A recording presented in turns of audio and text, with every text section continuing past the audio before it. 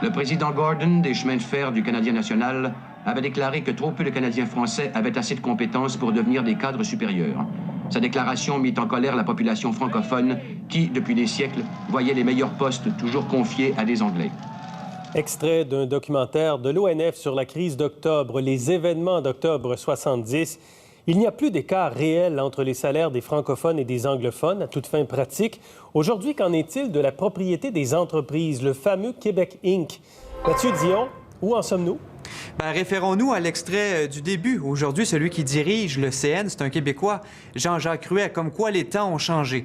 Remontons à la commission Laurando-Dunton avec son rapport qui est paru en 1967 et qui disait « Dans le Québec, où il y a 4 fois plus de francophones que d'anglophones, le nombre relatif des propriétaires francophones est très faible et que, s'ils prédominent dans la petite industrie, ils sont presque absents des secteurs exigeant de forts investissements et une technique avancée. » Aujourd'hui, dans le top 10 des entreprises québécoises en 2019, eh bien, on retrouvait Métro, le Mouvement Desjardins, Hydro-Québec, la Banque nationale et Bombardier, toutes de propriété québécoise et dirigées par des francophones.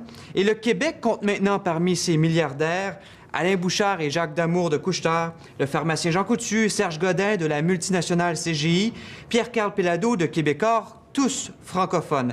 Alors, si dans les années 60, le contrôle de l'économie par les francophones était inférieur à 50 aujourd'hui, ce serait estimé aux 2 tiers environ par le Cyrano, le reste étant accaparé par des propriétaires anglo-canadiens ou encore étrangers.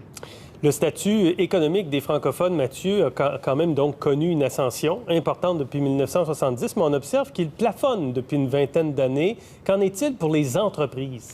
Bien, disons que la situation est assez semblable. La mondialisation, l'économie de marché, la concurrence, ça ne facilite pas les choses. On l'a vu, je vous donne 2 noms, Bombardier et Rona. L'effritement des sièges sociaux au Québec, ça préoccupe au plus haut sommet.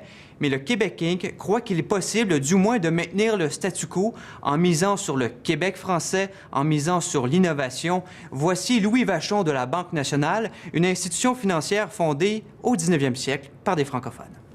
C'est sûr que la communauté anglophone est encore présente, la communauté allophone est en croissance, bien sûr, mais les francophones ont bel et bien pris leur place. C'est sûr que la définition de maître chez nous évolue et change avec un monde qui est plus globalisé et un monde qui est plus numérisé aussi. Le célèbre Montréalais anglophone Mitch Garber, un entrepreneur, eh bien, nous partageait que quand il était enfant, les commerces qu'il voyait, c'était Steinberg, Simpsons. Aujourd'hui, c'est Couche-Tard, c'est Métro. Alors, selon lui, aujourd'hui, eh bien, l'argent est dans les mains des francophones, dans les mains des Québécois francophones. On l'écoute. Le jour où on ne sépare pas anglophone, francophone, qui a plus d'argent, ça serait la meilleure journée dans l'histoire du Québec. Et je comprends pourquoi on le fait aujourd'hui, parce qu'on a mal commencé. Donc, on a mal parti dans les 60 et les 70. Dans la culture francophone québécoise, il y avait et il y a encore une réticence de parler du succès financier des autres.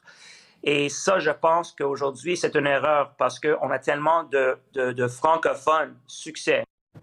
Ce qui serait donc fondamental, ce serait de valoriser dans le réseau de l'éducation le succès du monde des affaires. Très intéressant. Merci Mathieu pour ces 2 reportages hier et ce soir. Au revoir.